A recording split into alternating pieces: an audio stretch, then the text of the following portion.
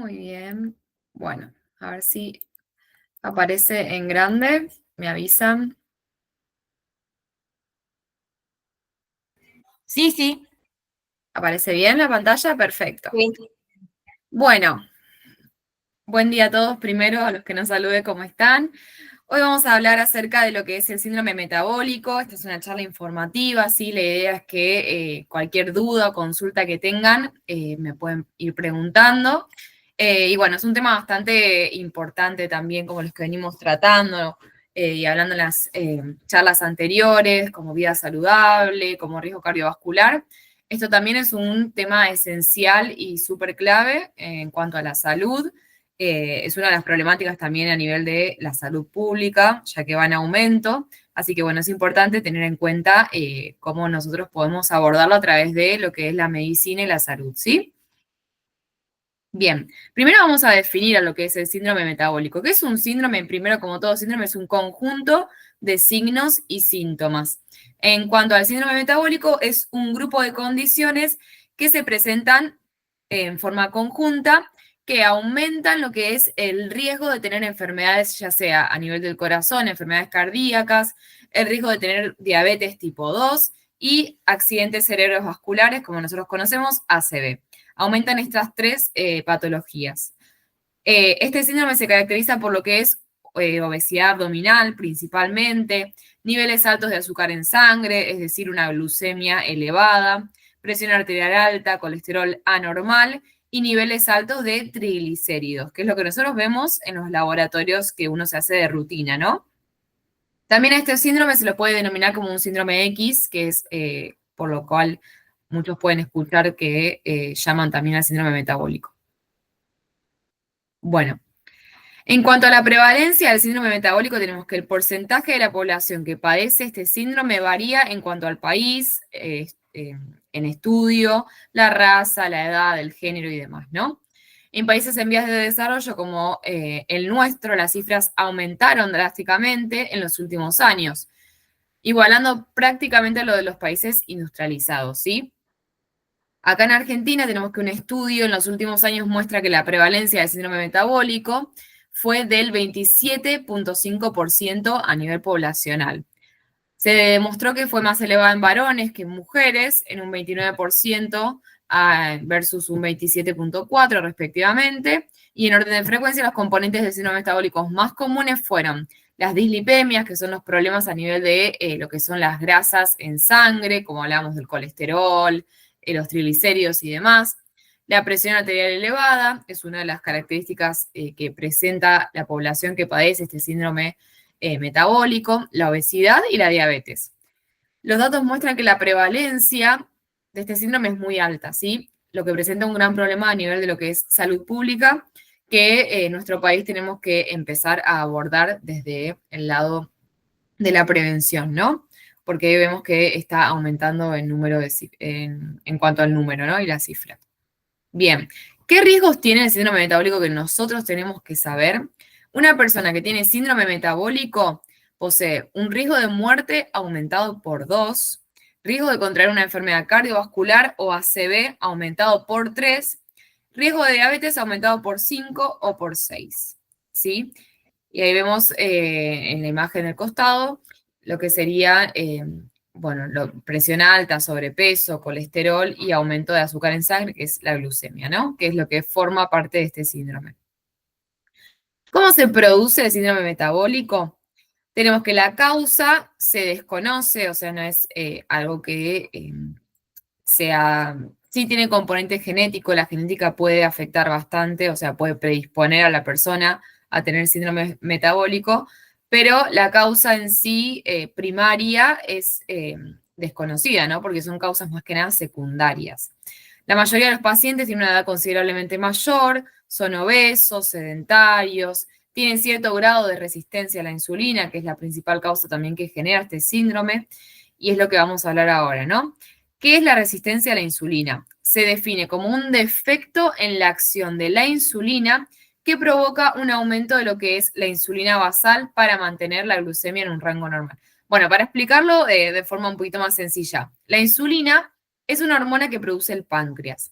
Esta insulina nosotros le decimos hormona contrarreguladora. ¿Qué es lo que genera la insulina?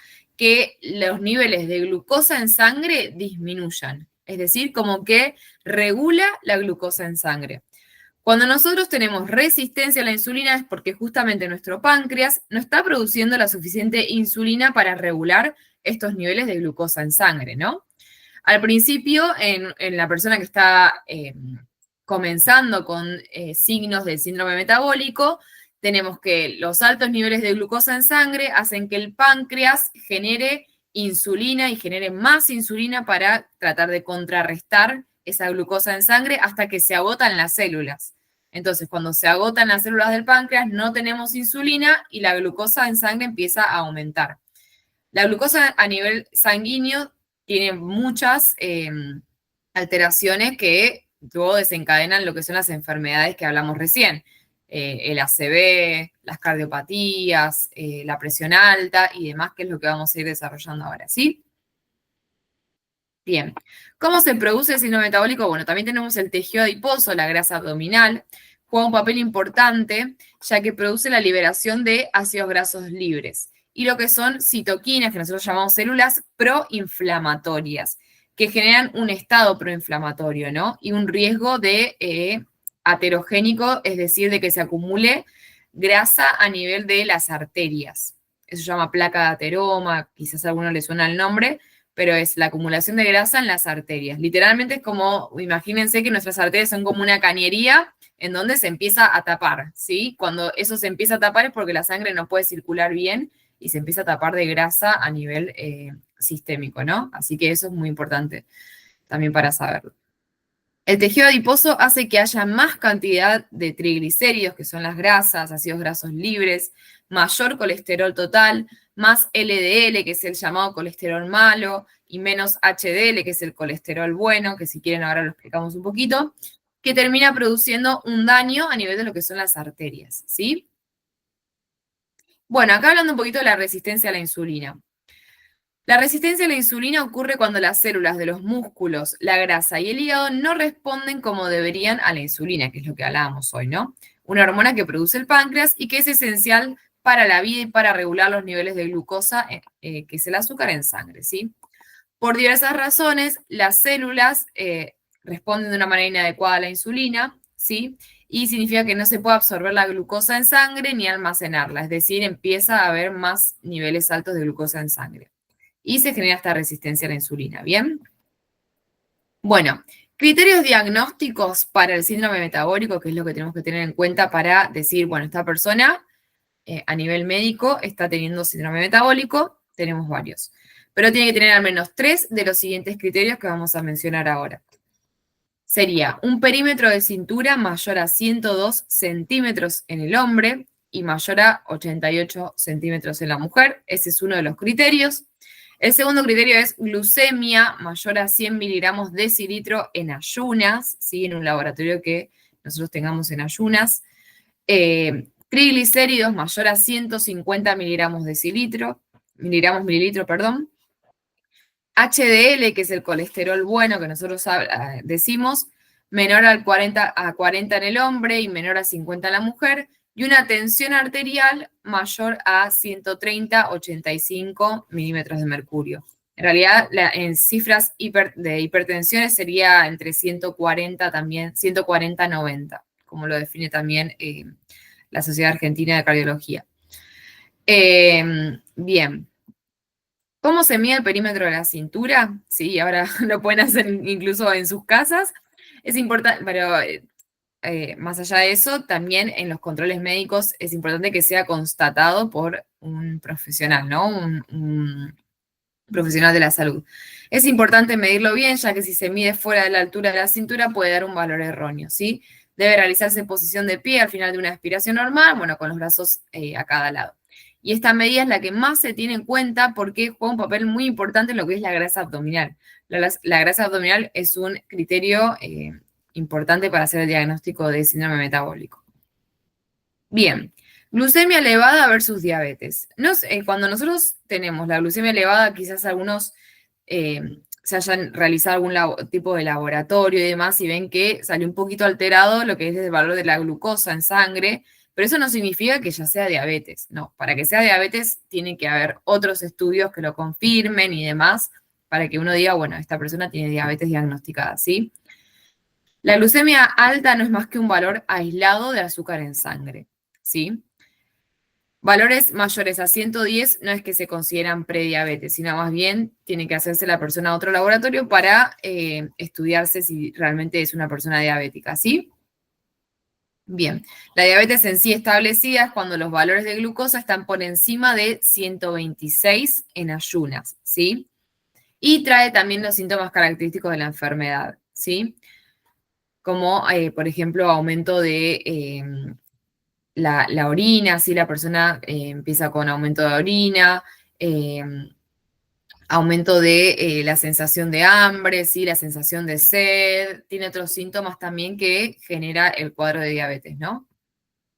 Bueno, otras manifestaciones a tener en cuenta es el índice de masa corporal, que ya también hablamos en otras charlas.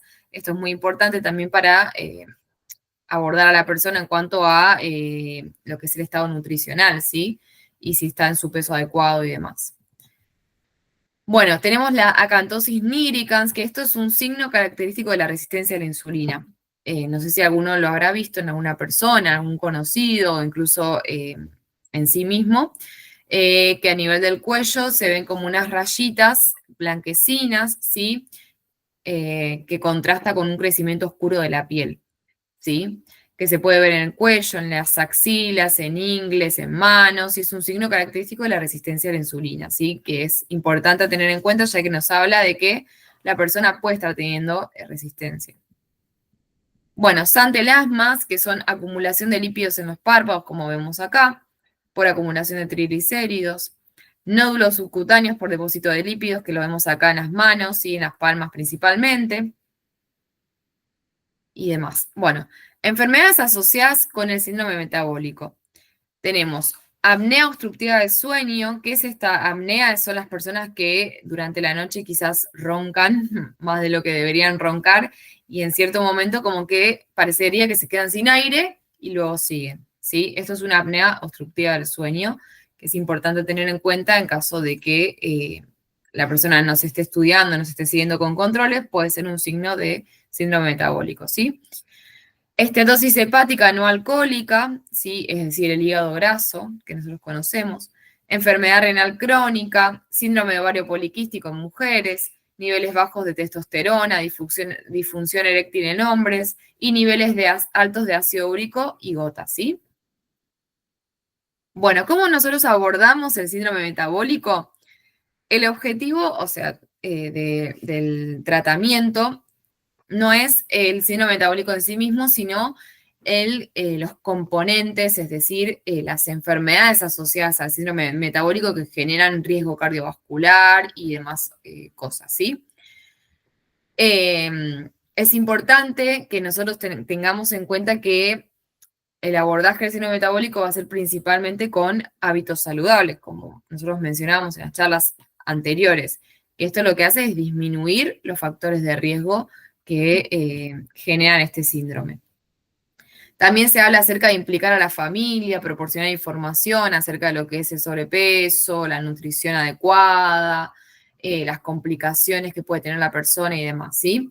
Se utiliza también tratamientos psicológicos, un acompañamiento más que nada desde la terapia, ¿sí? Para ayudar a modificar los hábitos alimentarios y implementar la actividad física en caso de que la persona no la esté haciendo, ¿sí? Bien. Bueno, las primeras intervenciones que nosotros hacemos es buscar el descenso de peso, que se hace un tratamiento nutricional. Un objetivo considerable es la disminución del 5 al 10% del peso corporal en los próximos 6 meses en personas que obviamente estén excedidas de su peso para la edad. Y es importante, siempre que se comienza con un hábito saludable, poner pautas tangibles y alcanzables, ¿sí? Eso es lo que desarrolla más adherencia al tratamiento, ¿sí? Es importante que la persona también tenga voluntad, esté realmente interesado y dispuesto a modificar ese estilo de vida manteniendo buenos hábitos en cuanto a la alimentación y actividad física. Bueno, también tenemos dieta saludable, que es lo que venimos hablando durante las charlas, que es que el objetivo es mejorar lo que es la sensibilidad a la insulina. Hay estudios que incluso están comprobados de que uno modificando sus hábitos y teniendo una dieta saludable, aumenta lo que es la sensibilidad a la insulina, justamente, que es lo que nosotros queremos generar. No resistencia, sino sensibilidad para que disminuyan los niveles de glucosa en sangre, ¿sí? Bueno, tenemos que la dieta debe ser equilibrada en un 50% de hidratos de carbono, 30% de grasas y un 20% de proteínas. Y hay que distribuir la comida de forma variada, ¿sí? Y adecuada, comer obviamente las 3 comidas y demás, ¿sí? Los alimentos con índice glucémico bajo mejoran la sensibilidad a la insulina y las alteraciones de los lípidos. Bueno, después, no existe una dieta en concreto que presenta ventajas claras sobre los demás con respecto a la pérdida de peso, pero en general se recomienda disminuir ciertos tipos de alimentos, como por ejemplo, los que tienen alto contenido de hidratos de carbono, grasas saturadas, bueno, lo que nosotros conocemos, ¿no? Harinas, azúcares y demás, y priorizar los que tengan alto contenido de agua y fibra, ya sea frutas, verduras, vegetales, bueno, legumbres, ¿sí? Que otorga más saciedad. ¿Bien? Bueno, obviamente se desaconseja lo que son el consumo de bebidas azucaradas, eh, después una alimentación que sea más que nada mayoritaria en lo que son los hidratos de carbono y demás. Bueno, otra intervención es la actividad física, que es lo que hablamos también, que esto acrecienta el consumo de glucosa por parte del músculo, ¿sí? Aumenta la sensibilidad insulínica, disminuyendo la resistencia. Bien, tenemos que la actividad física se recomienda 30 minutos, al menos 5 veces de la semana, o 60 minutos 3 veces a la semana, ¿sí? Es decir, se puede comenzar con caminatas, como mencionábamos en las otras charlas, caminatas cortas que luego vayan incrementando y después sumar alguna actividad aeróbica en cuanto a la persona, en cuanto a lo que pueda la persona, ¿no? Bien. Después, otra intervención que nosotros tenemos a nivel de médico es la farmacoterapia, que esto ya es más avanzado, ¿sí? Cuando ya la persona no cumplió, digamos, con lo que son los hábitos saludables, lamentablemente tenemos que ir a lo que son los fármacos, ¿sí? Que es lo que queremos evitar, porque principalmente lo que queremos es que la persona modifique su resistencia a la insulina con hábitos, pero bueno, en caso de que no se pueda, ya hay que ir a lo que son los fármacos, ¿sí? Bueno, la diabetes, muchos conocerán la metformina, que es un medicamento de elección para la diabetes mellitus tipo 2. Antihipertensivos, para el colesterol están las estatinas, los fibratos y demás, para disminuir lo que son las grasas en sangre, ¿sí? Bueno, y otra intervención mucho más avanzada, ya hablando acerca de que cuando nada de lo anterior funcionó, es la cirugía bariátrica, ¿sí? Que tiene indicaciones específicas y puede proporcionar, bueno, las personas que se hacen esta cirugía la verdad es que tienen muy buenos resultados, proporciona una pérdida de peso mayores a las obtenidas con tratamiento farmacológico en pacientes principalmente obesos, ¿sí? Y mejoran lo que son las complicaciones por la diabetes tipo 2, ¿sí? Bueno, candidatos a la cirugía, como les decía, tienen unas indicaciones bastante específicas, personas entre 18 y 65 años con una obesidad mórbida o de grado 2, y las contraindicaciones que, bueno, abuso de sustancias, embarazo, enfermedades psiquiátricas graves o una falta de adherencia al tratamiento médico, ¿sí? Bueno, bien, y como para ir finalizando las conclusiones, ¿sí? Y lo que nos tenemos que llevar como importante de la charla es que el síndrome metabólico incluye un conjunto de factores de riesgo del metabolismo que terminan generando daños en la salud y el desarrollo de enfermedades vasculares. Como les mencionaba hoy, la acumulación de grasas a nivel de lo que son las arterias y los vasos de nuestro organismo generan estos taponamientos que desencadenan enfermedades como el ACV, un infarto agudo del miocardio, ¿sí? Y también diabetes mellitus que se desencadena por resistencia a la insulina, ¿sí? La principal asociación, como hablábamos, la resistencia a la insulina y la grasa abdominal, ¿sí? Aunque se desconoce un origen genético, el principal riesgo del desarrollo es de origen ambiental, ¿sí? El cual se puede evitar con hábitos saludables, como una dieta saludable y actividad física regular en cuanto a lo que la persona pueda realizar, ¿sí? Es una problemática cada vez más importante en nuestra sociedad, por lo cual es importante concientizar a otros y tomar medidas para prevenirlo o intentar revertirlo. Esto es fundamental. Así que bueno, desde ya, muchas gracias por la atención y ahora cualquier duda que tengan me van consultando. Ahí estamos.